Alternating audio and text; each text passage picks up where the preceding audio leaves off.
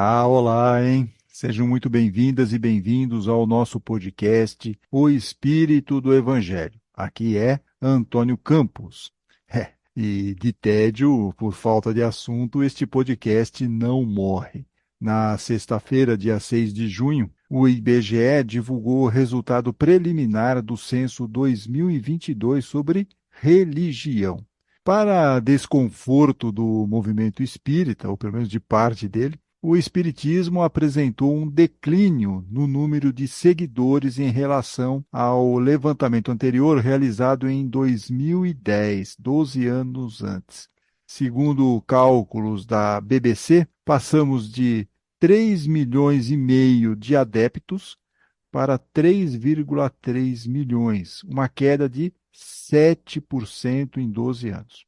Com isso, a participação de espíritas na população brasileira recuou de 2,1% em 2010 para 1,8%. Mesmo com a redução, esse número ainda é superior aos censos anteriores a 2010. Em 1991, os espíritas eram 1,12% da população e, em 2000, o censo registrou 1,38%. Então, nós estávamos em uma curva ascendente até 2010, quando chegamos a 2,1% da população.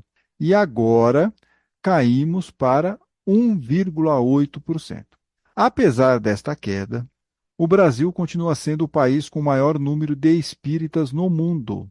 Por outro lado, os resultados mantêm os espíritas entre aqueles que apresentam os menores percentuais de pessoas sem instrução e com o ensino fundamental incompleto. Aí seria por volta de 11,3% dos espíritas não têm ou instrução ou ensino fundamental incompleto. É um dos menores indicadores encontrados na pesquisa aqui nesse segmento de religião. E o maior percentual de nível superior completo, 48%. Então, os espíritas têm alta escolaridade. Mas nada disso aliviou muito a questão, porque a redução no número de espíritas está sendo o principal assunto entre os seguidores de Allan Kardec. Eu não paro de receber mensagens ou mesmo ver em grupos muita discussão a respeito.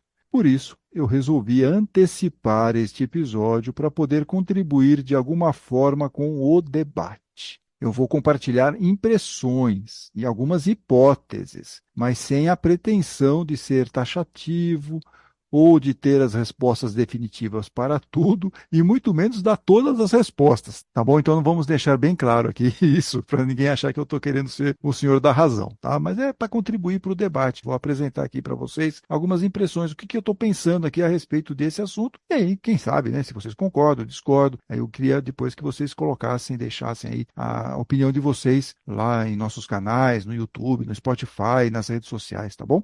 Bom, dito isso, eu não fiquei surpreso ao ver que muitos argumentos de defesa que estão sendo apresentados por vários espíritas vão na linha de que as pessoas são muito materialistas ou querem resultado rápido e por isso optam por outras religiões.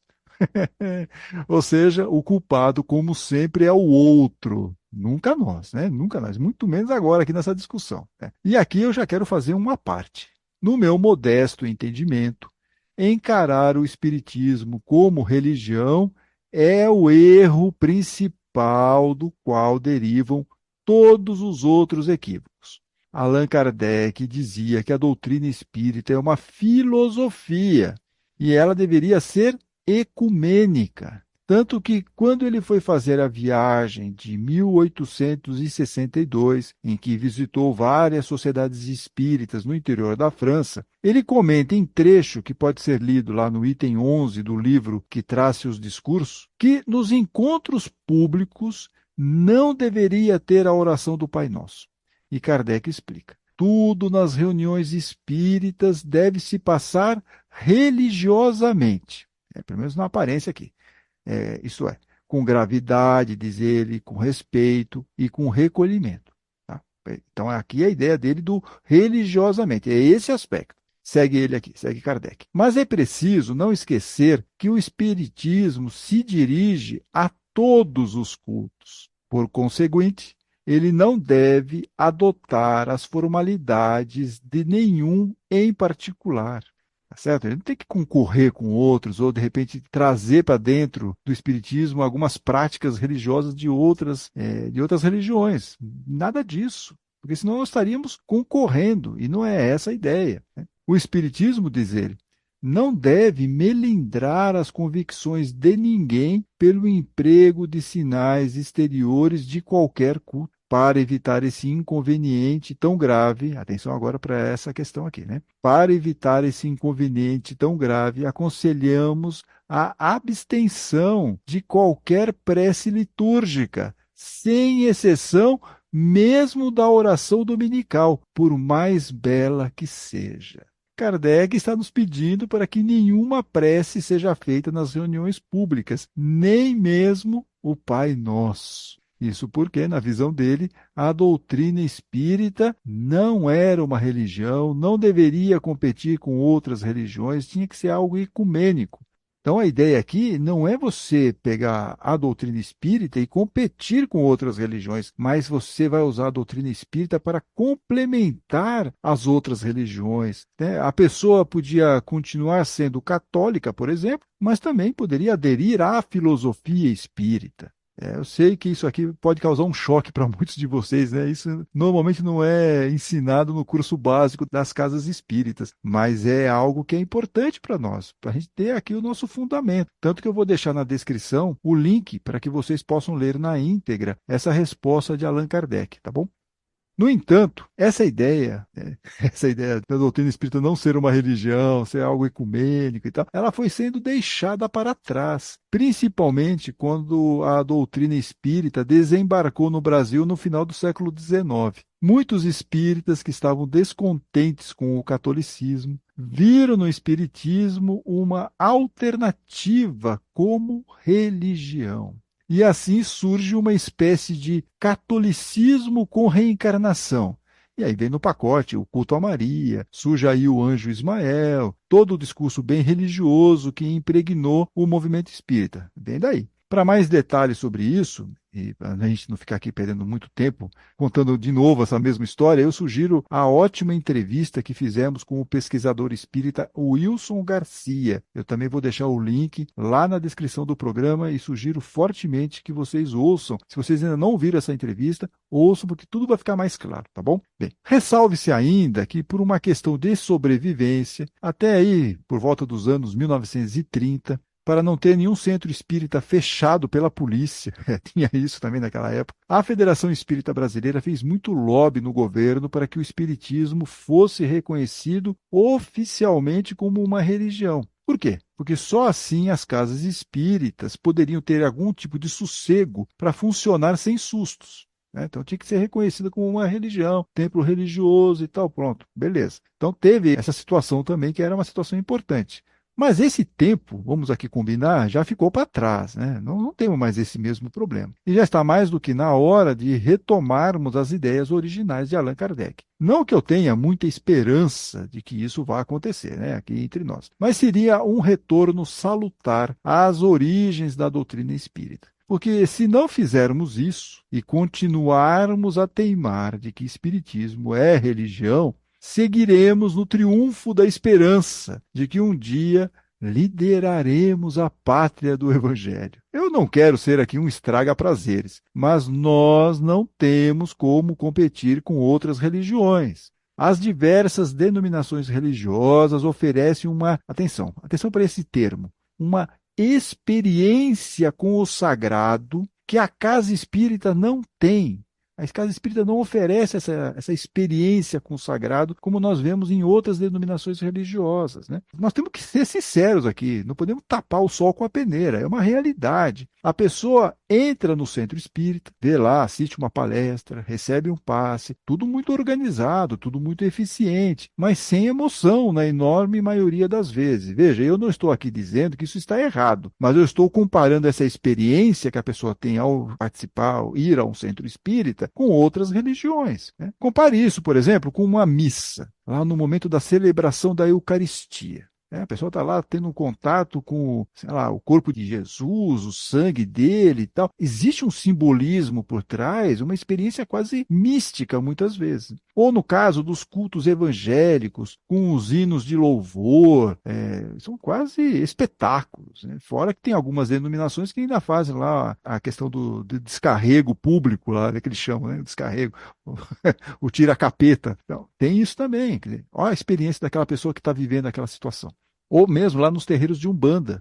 Imagina a experiência quando você pode acompanhar a incorporação, como eles dizem, né, de vários médiuns ao mesmo tempo. O pai de santo, a mãe de santo, toca lá o sininho, o adjá, e na mesma hora, todos aqueles médios que estão lá preparados para trabalhar, eles incorporam ao mesmo tempo. É uma experiência sensacional você acompanhar aquilo. Fora que você ainda tem a possibilidade de conversar com a entidade lá incorporada. Você vai lá, fala com o médium está incorporado, o espírito vai falar com você e tal. Pô, é uma experiência. É isso que eu estou querendo dizer para vocês. Não estou dizendo que está certo, está errado.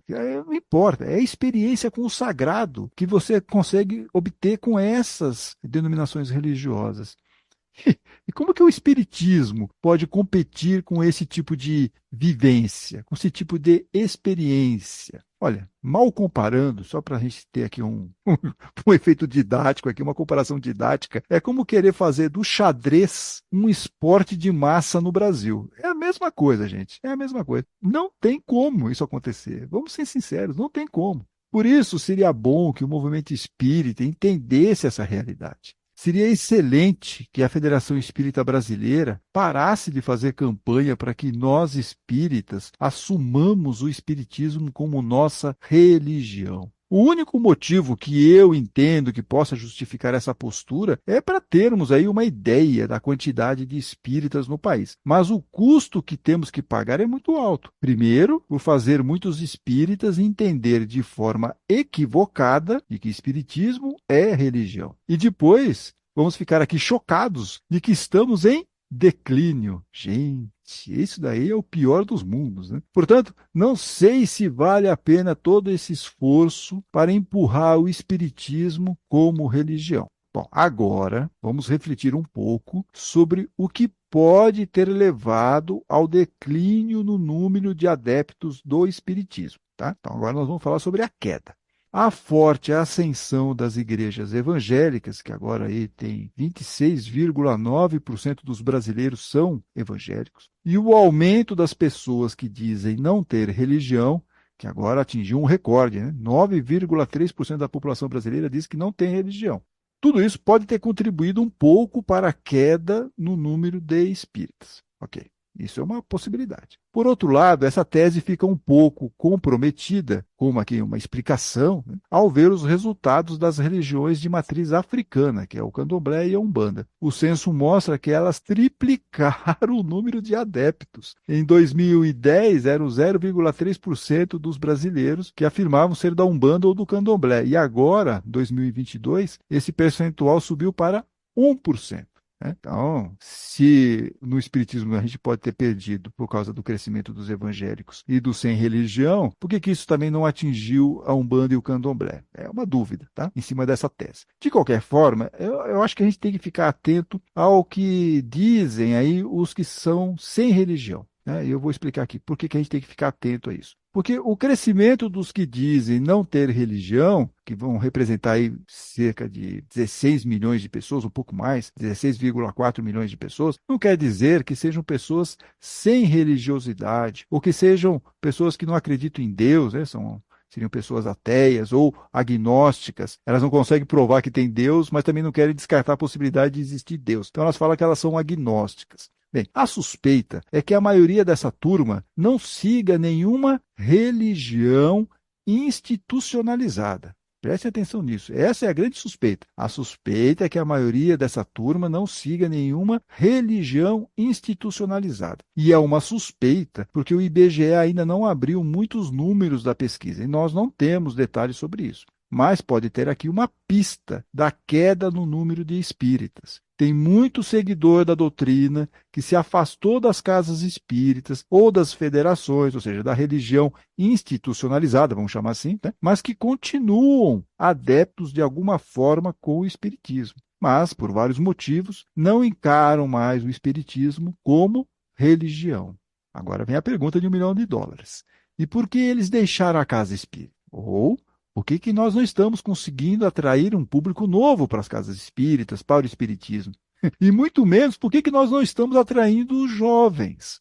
Bom, aí é o que temos falado há tempos aqui no podcast, certo? Tem muita rigidez, tem muita regra, tem muito espírita fariseu para tudo quanto é lado. E se você quer saber o que é o espírita fariseu e qual o impacto dele dentro da casa espírita, eu sugiro aqui que você ouça o programa que nós fizemos. Também vou deixar o link na descrição do episódio aqui. Tem muita referência importante em episódios anteriores para vocês entenderem um pouco mais aqui o macro de vários probleminhas que estão acontecendo dentro do espiritismo, tá? Então aqui eu proponho que vocês também ouçam aqui qual é a situação, o porquê que é tão importante você entender e identificar o espírita fariseu. Com tudo isso, quer dizer, você chega lá numa casa espírita, você não pode nem, às vezes, falar no corredor, porque já vem alguém simular aqui um vazamento.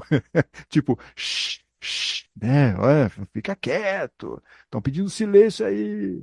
Afinal, silêncio é uma prece, você está numa casa de oração. E essa turma vai transformando a casa espírita num mausoléu. É isso aí, sem vida, sem atratividade, né? Por favor, entendam bem. Eu não estou aqui defendendo mudanças radicais, ok? Não estou propondo isso. Ou que nós tenhamos nas casas espíritas muita música, atabaque, incorporações públicas, hinos de louvor, nada disso. Nada disso. Não é a nossa praia. Mas nós podemos fazer pequenos ajustes, como apontou a Pesquisa Nacional 2024 entre os espíritas, que eu já comentei aqui em episódios passados. Por exemplo, as pessoas querem palestras mais atrativas, em que o assistido possa fazer perguntas. Assim como nas aulas, a pesquisa também apontou que os alunos não só querem fazer perguntas, mais perguntas do que deixam, como também fazer debates, participar de debates sobre temas do espiritismo. Olha que coisa legal. Então, a interatividade é fundamental. E isso está bem longe